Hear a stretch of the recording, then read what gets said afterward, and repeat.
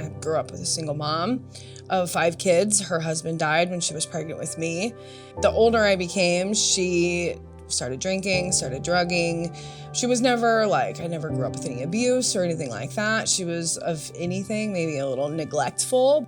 So I struggled a lot with body image. My mom was, I don't want to say that she triggered it a lot, but she was very much pro, you have to be skinny, you have to be pretty. She was very codependent upon men and money, if that makes sense. So she kind of, my substance abuse started with diet pills when I was about 13. So I would take Yellow Jackets just to stop eating so that I wouldn't gain weight.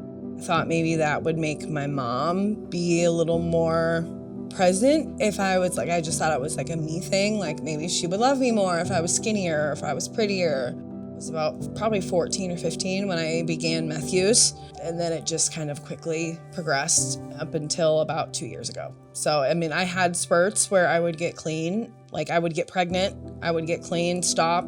The second I gave birth, because of body issues, I picked it right back up. I was married for about 13 years, and at that time, back in 2020, it was very chaotic of time in my life. It got to a really bad point to where I was IV use with absolutely anything. I was on probation. I had a warrant out for my arrest. I was in termination for my kids. I had absolutely no support. I was incredibly codependent upon a really toxic marriage. And I didn't love myself enough to get sober and to stay sober. I was just I'm not good enough. Coming in here, it was a safe place, and it was a place where I can be vulnerable about the fact that for 2 years prior, I just gave my kids away and was I struggled really, really bad with empathy. I had no empathy for anybody or myself or even my kids at that point. Each client at House of Mercy receives individualized treatment. It always starts with a comprehensive assessment, really getting to know the client and understanding the problems and the struggles that brought them into our doors. We put together an individualized treatment plan that is really holistic, taking into consideration work life, self-sufficiency, parenting, recovery, and any other symptoms that they're struggling with, and how can they live their best life. Bethany was able to focus a lot on health and exercise while she was here, and so that she was feeling her best self when she discharged, in addition to everything else she was working on with self-sufficiency and recovery. That's really what makes us unique, is trying to understand what led to a client using their substances. I'm just grateful for the whole entire program. There isn't just one part that I'm grateful for. Juanita, she helped me really develop confidence in myself. But then there's Patty, who helped me learn how to listen to my kids and how to build a bond with them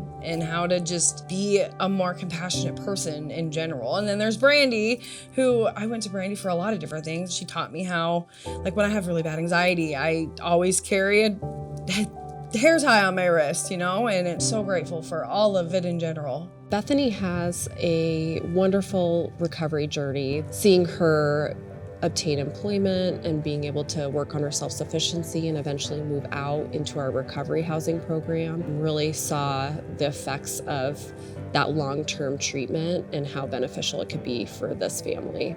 Philanthropy is so important to services provided at the House of Mercy.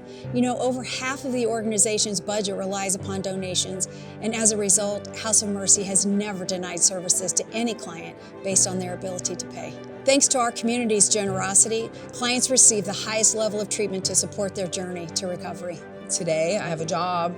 I am at Perm Housing, where I have built amazing relationships with other women, and I have an amazing relationship now with my mom, and I have a higher power today. And I don't think I ever would have gotten that if it wasn't for House of Mercy, though, because my counselor is who helped me develop that relationship. Me and my kids are right now planning a trip to Omaha Zoo. Being able to take them out of state and actually provide for what they need and having that time with them, it's just the relationship that we have today, it excites me.